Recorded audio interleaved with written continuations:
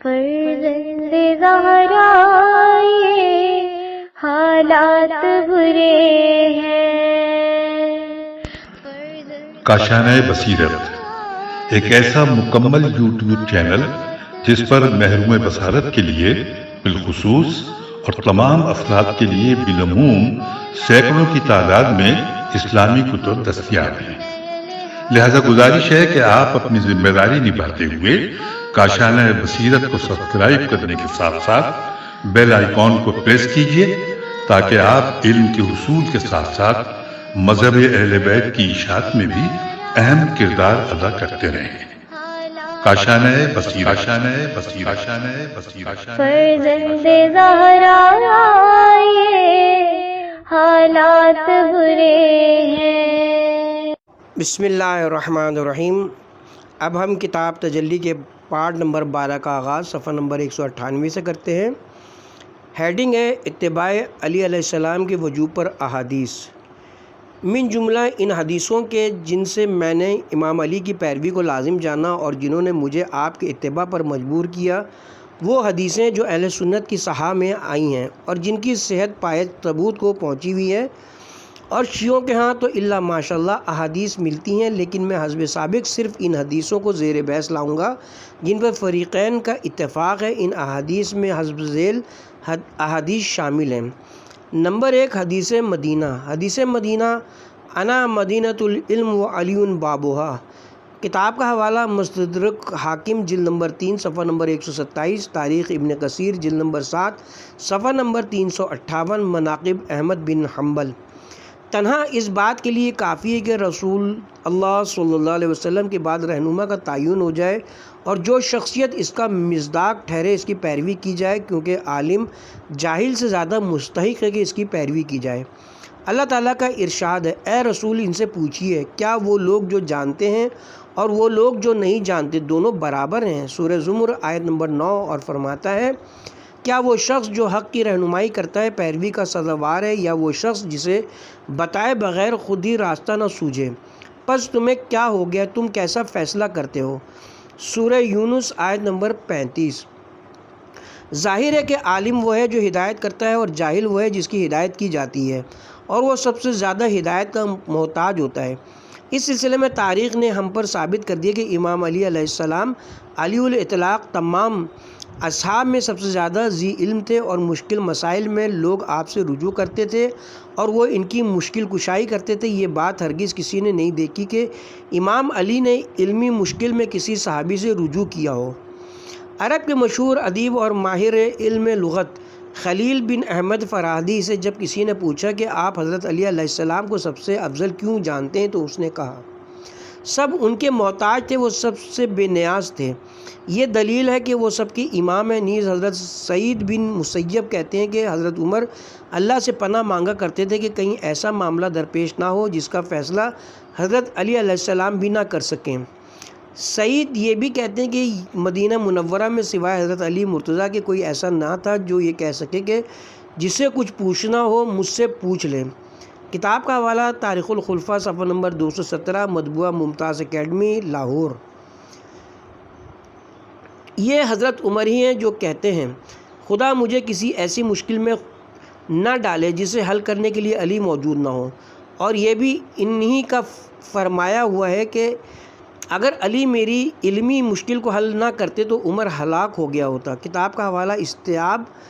جلد نمبر 3 صفحہ نمبر 39، مناقب خوارزمی صفحہ نمبر 48، الریاض النظرہ جلد نمبر 2 صفحہ نمبر 194۔ اور ابن عباس کہتے ہیں کہ میرا اور اصحاب محمد کا علم کہاں اور علی کا علم کہاں؟ اس کی مثال ایسی ہے جیسے 7 سمندروں کے مقابلے میں ایک قطرہ۔ اور یہ خود امام علی علیہ السلام جو کہتے ہیں، مجھ سے پوچھ لو قبل اس کے کہ مجھے اپنے درمیان نہ پاؤ، خدا کی قسم قیامت تک جو کچھ ہونے والا ہے مجھ سے پوچھو تو میں تم کو بتاؤں گا۔ مجھ سے قرآن کے بارے میں پوچھو، خدا کی قسم قرآن کی کوئی آیت ایسی نہیں ہے جس کے متعلق میں نہ جانتا ہوں کہ وہ رات میں اتری ہے یا دن میں، میدان میں اتری ہے یا پہاڑ پر۔ کتاب کا حوالہ ہے محب طبری الریاض النظرہ جلد نمبر 2 صفحہ نمبر 198، سیوطی تاریخ الخلفاء صفحہ نمبر 124 اور اتقان جلد نمبر 2 اور صفحہ نمبر 319، ابن حجر اسقلانی فتح الباری جلد نمبر 8 صفحہ نمبر 485 اور تہذیب التہذیب جلد نمبر 7 صفحہ نمبر 338۔ ادھر حضرت ابو بکر کی علمیت کا یہ عالم ہے کہ جب لوگ ان سے پھل اور چراگاہ جس سے تم اور تمہارے جانور فائدہ اٹھاتے ہیں، سورہ عبس آیت نمبر 31 اور 32 میں ابا کے معنی پوچھتے تو وہ کہتے ہیں اگر میں کتاب خدا کے حوالے سے وہ بات کہوں جو میں نہیں جانتے تو آسمان مجھ پر سایہ نہ کرے گا اور زمین مجھے پناہ نہیں دے گی۔ اسی طرح حضرت عمر برملا اپنی کم علمی کا اعتراف کرتے ہوئے کہتے ہیں سب لوگ حتیٰ کہ عورتیں بھی عمر سے زیادہ علم رکھتی ہیں۔ واقعہ کچھ یوں ہے کہ جب ایک شخص ان سے قرآنی آیت میں لفظ کلالہ کے معنی پوچھتا ہے تو وہ اسے ڈانٹتے ہیں، پھر اس قدر مارتے ہیں کہ لہو لہان کر دیتے ہیں اور کہتے ہیں ان چیزوں کے متعلق سوال نہ کیا کرو کہ اگر تم پر ان کے معنی آشکار ہو جائے تو تمہیں برا لگے۔ کتاب کا حوالہ داری سنن جلد نمبر 1 صفحہ نمبر 54، تفسیر ابن کثیر جلد نمبر 4 صفحہ نمبر 232، سیوطی تفسیر در منصور جلد نمبر 6 صفحہ نمبر 111۔ طبری نے اپنی تفسیر میں لکھا ہے کہ انہوں نے کہا اگر میں کلالہ کے معنی جانتا تو یہ میرے لیے بلاد شام کے محلوں سے بڑھ کر ہوتا ہے۔ سنن ابن ماجہ میں حضرت عمر سے روایت ہے کہ اگر رسول اللہ صلی اللہ علیہ وسلم نے ان 3 چیزوں کی تصریح فرما دی ہوتی تو وہ میرے لیے دنیا و معافیہ سے زیادہ قیمتی ہوتی ہیں، کلالہ، ابا اور خلافت۔ سبحان اللہ، محال ہے کہ رسول اللہ صلی اللہ علیہ وسلم نے ان چیزوں کو وضاحت سے بیان نہ کیا ہو۔ نمبر 2، حدیث منزلت۔ اہل نظر سے پوشیدہ نہیں کہ حدیث منزلت صحیح بخاری کتاب کا حوالہ ہے، صحیح بخاری کتاب المغازی باب غزوہ تبوک، صحیح مسلم کتاب الفضائل باب من فضائل علی علیہ السلام۔ امیر المومنین کے لیے کن خصوصیات کی حامل ہے یہ حدیث؟ امام علی علیہ السلام کے لیے وزارت، وصایت اور خلافت کو اسی طرح ثابت کرتی ہے جس طرح حضرت موسیٰ کے غیاب میں جب وہ کچھ وقت کے لیے اپنے رب سے راز و نیاز کرنے کے لیے گئے، حضرت ہارون کے مدار المہام اور قائم مقام ہونے کا پتہ دیتی ہیں، مگر یہ کہ حضرت ہارون میں پیغمبری تھی اور امام علی علیہ السلام میں پیغمبری نہیں ہے، جس کو حدیث نے خود ہی مستثنیٰ کر دیا ہے۔ اور اس حدیث میں یہ بات بھی مضمر ہے کہ امام علی علیہ السلام اصحاب میں برتر اور افضل تھے اور رسالت معاب کے سوا کوئی ان سے افضل و برتر نہیں تھا۔ نمبر 3، حدیث غدیر۔ تنا حدیث غدیر کتاب کا حوالہ صحیح بخاری کتاب المغازی باب غزوہ تبوک، صحیح مسلم کتاب الفضائل باب من فضائل علی علیہ السلام۔ اس نظریے کو غلط ثابت کرنے کے لیے کافی ہے جس کے مطابق خلفائے ثلاثہ کو امام علی علیہ السلام پر ترجیح دی جاتی ہے، جنہیں رسول اللہ صلی اللہ علیہ وسلم نے اپنے بعد مومنین کا ولی قرار دیا ہے۔ کچھ لوگوں نے اپنے خام خیال میں ولایت کو دوستی اور ولی کو دوست کے معنی میں لیا ہے، اور یہ اصلی معنی سے جو رسول اللہ صلی اللہ علیہ وسلم کا مقصود تھا کوسوں دور ہے۔ رسول اللہ جب اس شدید گرمی میں خطبہ دینے کے لیے کھڑے ہوئے اور آپ نے تمام لوگوں کے سامنے بآواز بلند فرمایا کیا تم گواہی دیتے ہو کہ میں تمام مومنین کی جانوں پر ان سے زیادہ تصرف کا حق رکھتا ہوں؟ تو لوگوں نے یک زبان ہو کر کہا ہاں یا رسول اللہ۔ جب آپ نے فرمایا جس کا میں مولا ہوں اس کے یہ علی مولا ہیں۔ یہ نص صاف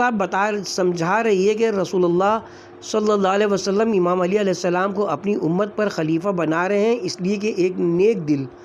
عقل مند اور انصاف پسند انسان اس کے یہی معنی لے گا، اور اس معنی کو قبول نہ کرنا درست نہیں، اور یہ بھی درست نہیں کہ جھوٹ بولنے والوں کی منمانی توجیہات کو مسترد نہ کیا جائے۔ جو لوگ اپنی دانست میں ولایت کے معنی محبت کرتے ہیں انہیں یہ بات ہرگز فراموش نہیں کرنی چاہیے کہ رسول اللہ صلی اللہ علیہ وسلم نے لوگوں کو جھلسا دینے والی گرمی میں صرف یہ بتانے کے لیے جمع کیا تھا کہ علی ان کے دوست اور مددگار ہیں۔ ایسی تعویل کرنا آپ کا مذاق اڑانے اور آپ کی توہین کرنے کے مترادف ہے۔ اس حدیث کی ایسی تعویل کرنے والے اپنے بزرگوں کی آبرو بچانے کے لیے غلط تعویل کرتے ہیں۔ اس محفل جشن و تہنیت کی کیا توجیہ کریں گے جو رسول اللہ صلی اللہ علیہ وسلم کے خطبے کے بعد میدان خم میں منعقد ہوئی تھی، جس میں سب سے پہلے امہات المومنین نے امام علی علیہ السلام کو مبارکباد دی، پھر حضرت ابو بکر اور حضرت عمر نے کہا شاد باد شاد باد، اے فرزند ابو طالب، تم آج سے ہر مومن اور مومنہ کے مولا ہو گئے۔ پس تاریخ اور واقعہ دونوں ایسی تعویل کرنے والوں کو جھٹلاتے ہیں اور وائے ہو ان پر جو اپنے قلم کو بیچ کھاتے ہیں۔ ارشاد رب العزت ہے، اور ان میں کچھ لوگ ایسے بھی ہیں جو دیدہ دانستہ حق بات کو چھپاتے ہیں۔ سورہ بقرہ آیت نمبر 146۔ نمبر 4، حدیث تبلیغ۔ حدیث تبلیغ کتاب کا حوالہ سنن ابن ماجہ جلد نمبر 1 صفحہ نمبر 20، جامع ترمذی جلد نمبر 5 صفحہ نمبر 3، ابن کثیر جامع الاصول جلد نمبر 9 صفحہ نمبر 471،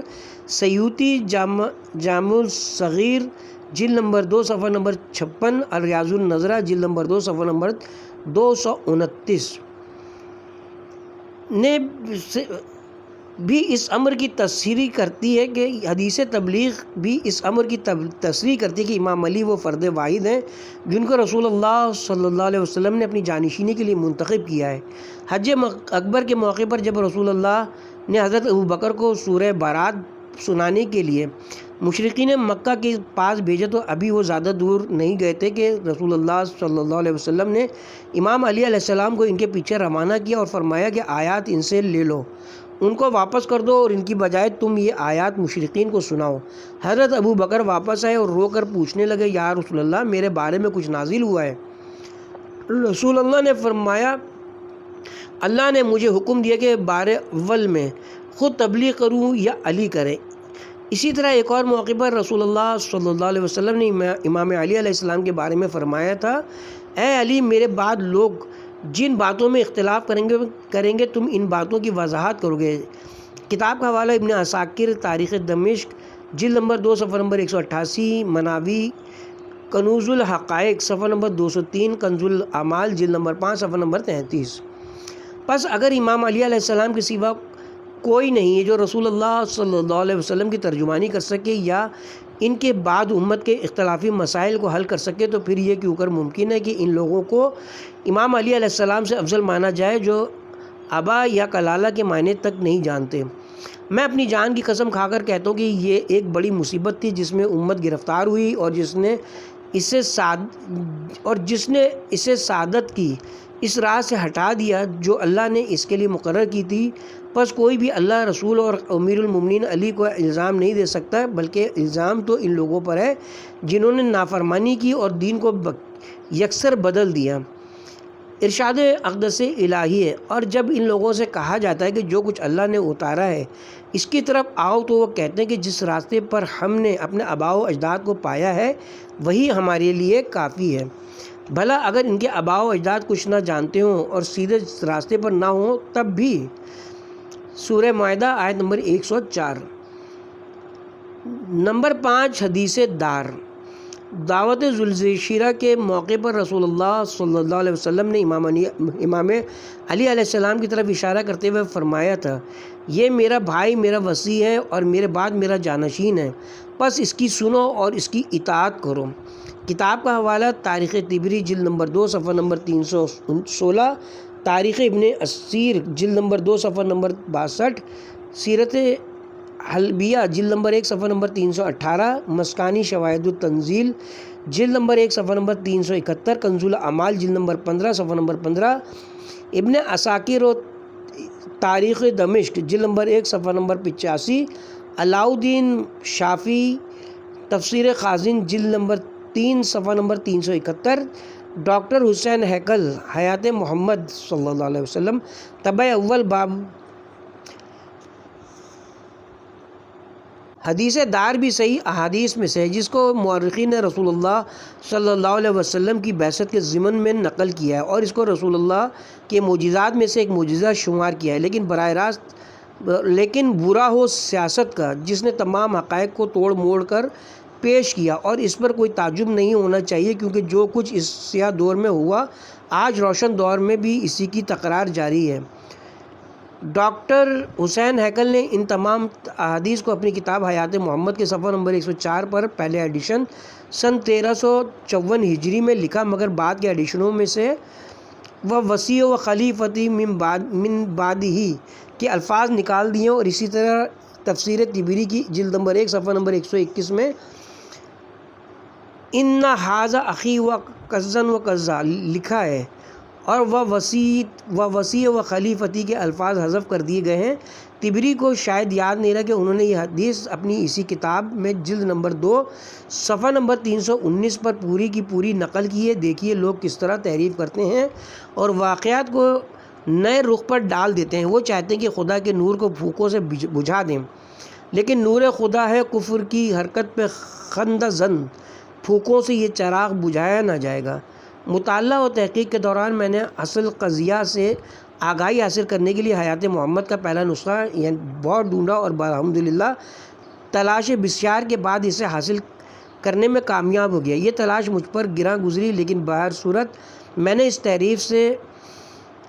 متعلق آگاہی حاصل کر لی، اور میرے یقین میں اضافہ ہوا کہ بد اندیش لوگ برابر اس طاق میں ہیں کہ ثابت شدہ حقائق کو مسخ کر دیں تاکہ ان کے دشمنوں کے ہاتھ میں کوئی قوی ماخذ نہ رہنے پائے۔ لیکن حقیقت کا متلاشی جب ان تعریفات کو دیکھتا ہے تو ان لوگوں سے مزید دور ہو جاتا ہے، اور اسے یقین ہو جاتا ہے کہ یہ لوگ دوسروں کو گمراہ کرنے، انہیں فریب دینے اور ہر قیمت پر حقائق کو مسخ کرنے پر کمر بستہ ہیں، اور انہوں نے کچھ بکاؤ قلم خرید لیے ہیں اور انہیں داد و وحش اور خطبات سے رام کر لیا ہے تاکہ یہ شیعوں کو لعنت ملامت کریں اور ان کی تکفیر میں مقالے اور کتابیں لکھیں اور مرتد ہونے والے اصحاب کا دفاع کریں جنہوں نے رسول اللہ صلی اللہ علیہ وسلم کے بعد حق کو باطل سے بدل دیا۔ جو لوگ ان سے پہلے تھے وہ بھی انہی کی سی باتیں کیا کرتے تھے۔ ان لوگوں کے دل باہم ملتے جلتے ہیں۔ ہم نے ان لوگوں کو سمجھانے کے لیے جو یقین رکھتے ہیں اپنی نشانیاں بیان کر دی ہیں۔ سورہ بقرہ آیت نمبر 118 مین ہیڈنگ ہے اتباع اہل بیت حدیث کی روشنی میں، صفحہ نمبر 206۔ نمبر 1 حدیث ثقلین۔ سرکار دو عالم صلی اللہ علیہ وسلم نے فرمایا، اے لوگو، میں نے تمہارے درمیان وہ چیزیں چھوڑی ہیں کہ اگر تم ان کا اتباع کرو گے تو ہرگز گمراہ نہیں ہوگے، اللہ کی کتاب اور میرا خاندان، میرے اہل بیت۔ جامع ترمذی جلد نمبر 5 صفحہ نمبر 328۔ اور اسی طرح فرمایا، قریب ہے کہ میرے رب کا قاصد آئے اور میں اپنے رب کے پاس چلا جاؤں، لہٰذا یاد رکھنا کہ میں تمہارے درمیان 2 گراں قدر چیزیں چھوڑتا ہوں، ایک اللہ کی کتاب ہے جس میں ہدایت اور نور ہے، اور دوسرے میرے اہل بیت ہیں۔ تمہیں خدا کی قسم میرے اہل بیت کو فراموش نہ کر دینا، تمہیں خدا کی قسم میرے اہل بیت کو فراموش نہ کر دینا، تمہیں خدا کی قسم میرے اہل بیت کو فراموش نہ کر دینا۔ صحیح مسلم کتاب فضائل الصحابہ، باب فضائل علی بن ابی طالب علیہ السلام۔ اور اگر اس حدیث شریف میں جو اہل سنت کی صحابہ میں آئی ہے غور کریں تو ہم دیکھتے ہیں کہ صرف اہل تشیع نے ثقلین، قرآن اور اہل بیت کی پیروی کی ہے، بلکہ اہل تسنن نے حضرت عمر کی پیروی کی ہے جنہوں نے دعویٰ کیا تھا کہ ہمارے لیے خدا کی کتاب کافی ہے۔ اے کاش ان کے ماننے والے کتاب خدا کی ہی پیروی کرتے اور منمانی تعویلات سے گریز کرتے۔ اگر حضرت عمر خود کتاب خدا میں کلالہ کے معنی نہ جان سکے، جس تیمم کی آیت نہ سمجھ سکے اور بہت سے دیگر احکام کو درک نہ کر سکے تو ان لوگوں کے بارے میں کیا رائے قائم کی جا سکتی ہے جنہوں نے ان کے بعد بلا اجتہاد اور ان کی تقلید کی اور قرآن کے بارے میں ان کی آراء کو قبول کیا۔ جب بھی حدیث ثقلین کی بات کرتا ہوں تو لوگ مجھے فوراً اس حدیث کا حوالہ دیتے ہیں جو ان کے ہاں مشہور ہے اور جس کے مطابق رسول اللہ صلی اللہ علیہ وسلم نے فرمایا تھا، میں تمہارے درمیان اللہ کی کتاب اور اپنی سنت کو چھوڑ رہا ہوں۔ مجھے یہ کہنے دیجئے کہ اگر یہ حدیث صحیح تو معناً صحیح ہے، کیونکہ حدیث ثقلین میں جس کا ذکر پہلے گزرا، اطرت سے مراد وہی اہل بیت کی طرف رجوع کرنا ہے تاکہ اہل بیت سنت رسول کو لوگوں تک پہنچائیں اور رسول اللہ صلی اللہ علیہ وسلم کی صحیح روایات کو بیان کریں، کیونکہ اہل بیت جھوٹ سے پاک ہیں اور خدا نے آیت تطہیر میں ان کو معصوم قرار دیا ہے۔ اہل بیت علیہم السلام قرآن کے معنی و مطالب و تعویل و تفسیر کو بیان کریں، کیونکہ تنہا کیونکہ تنہا قرآن کافی نہیں ہے اور کتنے ہی فرقے ہیں جو قرآن سے استدلال کرتے ہیں مگر گمراہی میں پڑے ہوئے ہیں، جیسا کہ رسول اللہ صلی اللہ علیہ وسلم نے فرمایا بہت سے قرآن پڑھنے والے ایسے بھی ہیں جن پر قرآن لعنت کرتا ہے۔ قرآن تو صامت ہے، اس میں جتنے احتمال پیدا کر دیے یہ بول تو نہیں سکتا، مزید برآں اس میں محکم آیات بھی ہیں اور متشابہ آیات بھی ہیں۔ پس تحفیم قرآن کے لیے ہمیں قرآنی تعبیر کے مطابق راسخون فی العلم سے رجوع کرنا چاہیے اور رسول اللہ کی تعبیر کے مطابق اہل بیت سے رجوع کرنا چاہیے۔ اسی لیے شیعہ تمام باتوں میں اہل بیت رسول کی طرف رجوع کرتے ہیں اور وہاں اجتہاد کرتے ہیں جہاں کوئی نص موجود نہیں ہوتی، لیکن ہم اہل سنت ہر بات میں اصحاب رسول کی طرف رجوع کرتے ہیں، چاہے تفسیر قرآن کا موقع ہو، چاہے اثبات سنت رسول کا معاملہ ہو۔ آپ اصحاب کے محاولات، ان کے کردار اور ان کے اجتہادات کو جان چکے ہیں۔ ان لوگوں نے چونکہ نص کے مقابلے میں اجتہادات کیے اور اپنی رائے کو نص پر مقدم کیا ہے، اس لیے استنباط احکام کے لیے ان کی طرف رجوع کرنا صحیح نہیں ہے۔ جب ہم اپنے علماء سے پوچھتے ہیں کہ جناب آپ کی سنت کی پیروی کرتے ہیں تو وہ فرماتے ہیں سنت رسول کی، مگر تاریخ ان کا منہ چڑھاتی ہے اور اس کے برخلاف گواہی دیتی ہے، کیونکہ انہی علماء نے روایت کی کہ رسول اللہ صلی اللہ علیہ وسلم نے فرمایا کہ تم میری اور میرے بعد آنے والے خلفائے راشدین کی سنت پر چلنا اور اسے مضبوطی سے تھامنا۔ اس صورت میں جس سنت کی پیروی لازم ٹھہرتی ہے وہ غالباً خلفائے راشدین کی سنت ہے، کیونکہ سنت رسول بھی تو انہی خلفاء کے توسط سے حاصل ہوتی ہے۔ مگر ہمارے انہی علماء نے اپنی کتابوں میں لکھا ہے کہ رسول اللہ صلی اللہ علیہ وسلم نے اصحاب کو اپنی سنت لکھنے سے منع کر دیا تاکہ یہ سنت قرآن سے مخلوط نہ ہو جائے، اور حضرت ابو بکر و عمر نے بھی اپنے دور خلافت میں ایسا ہی کیا اور نقل حدیث پر پابندی عائد رکھی۔ پھر رسول اللہ کے اس قول کی کوئی گنجائش باقی نہیں رہ جاتی کہ آپ یہ فرمائیں میں نے اپنی سنت تمہارے درمیان چھوڑی ہے۔ رسول اللہ صلی اللہ علیہ وسلم سے ایک حدیث جس میں کتاب اللہ و اطرتہ کے الفاظ آئیں تواتر کے ساتھ نقل ہوئی ہے، لیکن ایسی حدیث جس میں لفظ سنتی آیا ہو صحاح ستہ میں موجود نہیں ہے۔ البتہ امام مالک بن انس نے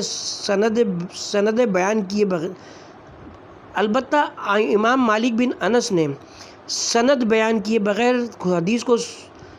سنتی کے لفظ کے ساتھ اپنی موطا میں نقل کیا ہے۔ طبری اور ابن حشام نے بھی امام مالک ہی کے حوالے سے بطور روایت مراسل اسے نقل کیا ہے۔ اس موضوع پر مدلل اور مفصل بحث کے لیے شیخ معتصم سید احمد سوڈانی کی کتاب حقیقت گمشدہ مطبوعہ مجمع علم اسلامی ملاحظہ فرمائیں۔ اور جو نمونے میں نے اس بحث میں نقل کیے ہیں اور جو نقل نہیں کیے وہ اس حدیث کا رد کرنے کے لیے کافی ہیں، کیونکہ خلفائے ثلاثہ کی سنت و سیرت رسول اللہ کی سنت و سیرت کے بالکل برعکس ہے، اور یہ بات ہم پر روز روشن کی طرح آیا ہے۔ اولین حادثہ جو رحلت رسول کے بعد رونما ہوا اور جس کو اہل سنت کے مورخین نے رشتہ تحریر میں پرو دیا، وہ حضرت فاطمہ کے ساتھ حضرت ابو بکر کا نزاع تھا۔ حضرت فاطمہ نے جب فدق کا دعویٰ پیش کیا تو حضرت ابو بکر نے کہا ہم گروہ انبیاء کوئی میراث نہیں چھوڑتے، ہماری طرف سے جو کچھ باقی رہ جاتا ہے وہ صدقہ ہے۔ والی حدیث کا حوالہ دیا اور یوں حضرت فاطمہ کا دعویٰ خارج کر دیا۔ حضرت فاطمہ نے اپنے موقف کے اثبات میں کتاب اللہ سے استناد کیا اور اس حدیث کا ابطال کیا۔ انہوں نے حضرت ابو بکر کے خلاف احتجاج کرتے ہوئے فرمایا یہ ممکن ہے کہ میرے والد رسول اللہ کتاب خدا کی خلاف ورزی کریں، وہی کتاب جو خود ان پر نازل ہوئی اور جس میں خدا فرماتا ہے خدا تمہاری اولاد کے بارے میں تم کو تاکید کرتا ہے کہ ایک لڑکے کا حصہ 2 لڑکیوں کے حصے کے برابر ہے۔ سورہ نساء آیت نمبر 11۔ اور یہ حکم عام ہے، اس میں پیغمبر اور غیر پیغمبر کی کوئی تشخیص نہیں۔ پھر انہوں نے ان آیت سے استدلال کیا سلمان نے داؤد سے وراثت پائی، سورہ نمل آیت نمبر 16، اور اے خدا مجھے ایک فرزند عطا فرما جو میری اور آل یعقوب کی میراث پائے، اور اے میرے رب اس کو خوش اتوار بنا، سورہ مریم آیت نمبر 5 اور 6۔ دوسرا حادثہ جس کو اہل سنت کے مورخین احاطۂ تحریر میں لائے خلافت کے اوائل میں حضرت عمر اور ابو بکر کا نزا تھا۔ واقعے کا خلاصہ یہ کہ بعض لوگوں نے حضرت ابو بکر کو زکوٰۃ دینے میں تاخیر کی، چنانچہ حضرت ابو بکر نے فیصلہ کیا کہ مانعین زکوٰۃ کے خلاف جنگ کریں اور انہیں قتل کریں، لیکن حضرت عمر نے ان کی مخالفت کرتے ہوئے کہا آپ ان سے جنگ نہ کریں، کیونکہ میں نے رسول اللہ صلی اللہ علیہ وسلم سے سنا ہے کہ آپ فرماتے تھے مجھے حکم دیا گیا ہے کہ میں لوگوں سے اس وقت تک لڑوں جب تک کہ وہ لا الہ الا اللہ محمد رسول اللہ کا اقرار نہ کر لیں، پس جو اس کا اقرار کر لیں ان کی جان اور مال امان میں ہے اور ان کا حساب خدا کے ذمے ہے۔ یہ حدیث صحیح مسلم میں یوں آئی ہے، خیبر کے دن جب رسول اللہ نے علی کو علم عطا فرمائے تو علی نے پوچھا یا رسول اللہ میں ان سے کہاں تک لڑوں؟ رسول اللہ نے فرمایا ان کے لیے شرط امان لا الہ الا اللہ محمد رسول اللہ ہے، پس اگر وہ شہادتین کا اقرار کر لیں تو ان کا ناحق خون نہ بہانا، مال نہ لوٹنا، مگر یہ کہ حق کے ساتھ ہو اور ان کا حساب خدا کے ذمے ہے۔ صحیح مسلم کتاب فضائل الصحابہ باب فضائل علی بن ابی طالب علیہ السلام۔ لیکن حضرت ابو بکر یہ حدیث سن کر مطمئن نہیں ہوئے اور بولے خدا کی قسم جو لوگ نماز اور زکوٰۃ میں فرق کرتے ہیں میں ان سے لڑوں گا، کیونکہ زکوٰۃ حق المال ہے اور اسے وصول کیا جانا چاہیے، یا یہ کہ خدا کی قسم لوگ جس طرح رسول اللہ کو زکوٰۃ دیا کرتے تھے اگر اسی طرح مجھے نہ دیں گے تو ان سے جنگ کروں گا۔ حضرت ابو بکر کی بات سن کر حضرت عمر کو اطمینان ہوا۔ بعد میں انہوں نے بتایا کہ جب میں نے دیکھا کہ ابو بکر نے زکوٰۃ لینے کا عزم بالجزم کر رکھا ہے تب میرا شک دور ہو گیا اور خدا نے میرے دل کو تسکین بخشی۔ میں نہیں جانتا کہ جو لوگ سنت رسول کی مخالفت کر رہے ہوں خدا کیوں کر ان کے دل کو تسکین بخشتا ہے۔ ان کی یہ تعویل فقط اس لیے تھی کہ انہیں مسلمانوں کے ساتھ جدال و قتال کا ایک بہانہ چاہیے تھا، جبکہ اللہ نے مسلمانوں کے ساتھ قتال کو حرام کرتے ہوئے فرمایا ہے جب تم جہاد فی سبیل اللہ کے لیے نکلو تو دوست دشمن میں تمیز کرو، اور جو تمہاری طرف سلام میں پہل کرے اسے فوراً نہ کہہ دو کہ تم مومن نہیں ہو۔ اگر تم دنیاوی فائدہ چاہتے ہو تو اللہ کے پاس تمہارے لیے بہت سے غنائم ہیں، اس سے پہلے تم خود بھی تو اسی حالت میں مبتلا رہ چکے ہو، پھر اللہ نے تم پر احسان کیا، لہٰذا تحقیق سے کام لو اور جو کچھ تم کرتے ہو اللہ اس سے باخبر ہے۔ سورہ نساء آیت نمبر 94۔ اس سے قطع نظر جو لوگ حضرت ابو بکر کو زکوٰۃ دینے کے لیے تیار نہ تھے وہ وجوب زکوٰۃ کے ہرگز منکر نہ تھے، بلکہ انہوں نے زکوٰۃ کی ادائیگی میں تھوڑی تاخیر کر دی تاکہ جان لیں کہ رسول اللہ کے بعد کون ان کا خلیفہ بنائے۔ شیعہ کہتے ہیں کہ ان لوگوں کو حضرت ابو بکر کی خلافت کا یقین نہیں آ رہا تھا اور وہ شک میں تھے، کیونکہ ان میں سے بعض لوگوں نے جو حجۃ الوداع میں رسول اللہ صلی اللہ علیہ وسلم کے ساتھ تھے اپنے کانوں سے امام علی علیہ السلام کی خلافت کا اعلان سنا تھا، لہٰذا انہوں نے تھوڑا صبر کیا تاکہ صورتحال واضح ہو جائے، لیکن حضرت ابو بکر کو خدشہ پیدا ہوا کہ بات بڑھ نہ جائے اور معاملہ بگڑ نہ جائے، لہٰذا انہوں نے طاقت استعمال کرنے کا فیصلہ کیا اور بالآخر ان کے خلاف تلوار سونٹ لی۔ میں شیعوں کی اس دعوے کی تائید یا تردید کیے بغیر اس قضیے کو ہر اس شخص کی ثوابدید پر چھوڑتا ہوں جو تمام معاملات کو دلیل و دیانت کی کسوٹی پر جانچتا ہے، تاہم میں صلبہ کے قصے کو قلم انداز نہیں کر سکتا جو رسول اللہ صلی اللہ علیہ وسلم کے عین حیات میں رونما ہوا۔ صلبہ نے رسول اللہ سے استدعا کی کہ آپ اس کے لیے دعا فرمائیں کہ وہ مالدار ہو جائے، اس سلسلے میں اس نے بڑا اصرار کیا اور اللہ سے یہ پیمان باندھا کہ وہ صدقہ اور زکوٰۃ دیا کرے گا۔ رسول اللہ نے دعا کی تو اللہ نے اپنے فضل و کرم سے اس کو مالا مال کر دیا۔ اس کے فارمز میں اونٹوں اور بھیڑ بکریوں کی اس قدر افزائش ہوئی کہ مدینہ اور اس کے گرد و نواح اس کے لیے تنگ ہو گئے، لہٰذا وہ مدینے سے دور چلا گیا۔ اس طرح وہ رسول اللہ کے حضور حاضر ہونے اور مسجد نبوی میں آنے سے محروم ہو گیا۔ ایک روز جب رسول اللہ صلی اللہ علیہ وسلم نے عاملین زکوٰۃ کو زکوٰۃ وصول کرنے کے لیے ان کے پاس بھیجا تو اس نے کچھ نہیں دیا اور کہا یہ تو جزیہ ہے، یا پھر جزیہ کی دوسری صورت عاملین واپس آئے اور انہوں نے سارا ماجرا رسول اللہ کے گوش گزار کیا، لیکن رسول اللہ نے صلبہ سے جنگ کی نہ اس کے قتل کا حکم دیا، البتہ اللہ نے اس کے بارے میں یہ آیت نازل کی اور ان میں سے بعض ایسے ہیں جنہوں نے خدا سے پیمان باندھا کہ اگر وہ ہم کو اپنی مہربانی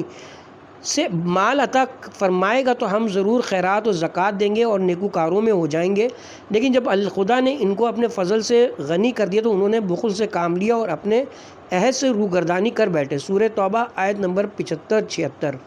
سلوہ اس آیت کے نزول کے بعد روتا ہوا رسول اللہ صلی اللہ علیہ وسلم کی خدمت میں حاضر ہوا اور درخواست کی کہ میری زکوٰۃ قبول کیجیے، لیکن آپ نے روایت کے مطابق اس سے زکوٰۃ قبول نہیں کی۔ پس اگر واقعی حضرت ابو بکر و عمر سنت کے پیروکار تھے تو صرف زکوٰۃ کی عدم ادائیگی پر بے گناہ مسلمانوں کو خون میں کیوں نہلایا؟ اور جو لوگ حضرت ابو بکر کی غلطی کی لیپا پوتی کرنے کے لیے کہتے ہیں کہ انہوں نے زکوٰۃ کو حق المال سمجھا تھا، ان کے لیے سلبہ کی مثال کے بعد کوئی بہانہ باقی نہیں رہ جاتا۔ جس نے نہ صرف زکوٰۃ کا انکار کیا تھا بلکہ اس کو جزیہ کہا تھا، کسی کو کیا معلوم شاید حضرت ابو بکر نے اپنے دوست حضرت عمر کو یہ کہہ کر مانعین زکوٰۃ کے قتل پر راضی کیا ہو کہ یہ لوگ اسلامی حکومت کے خلاف سول نافرمانی کی تحریک چلا رہے ہیں، یہ حدیث غدیر کو زندہ رکھنے اور اسے پھیلانے کی سازش کر رہے ہیں۔ یہی وجہ تھی کہ اللہ نے اس قتل پر حضرت عمر کے لیے شرح صدر کر دیا، اور ایسا کیوں نہ ہوتا کیونکہ یہی حضرت عمر تھے جنہوں نے ان لوگوں کو قتل کرنے اور جلانے کی دھمکی دی تھی، جن لوگوں نے حضرت ابو بکر کی بیعت کا کلاوہ اپنی گردنوں میں نہیں ڈالا تھا اور حضرت فاطمہ کے گھر پر جمع ہو گئے تھے۔ اس کے ساتھ ہی اب ہم یہاں پہ کتاب کے پارٹ نمبر 12 کا اختتام کرتے ہیں۔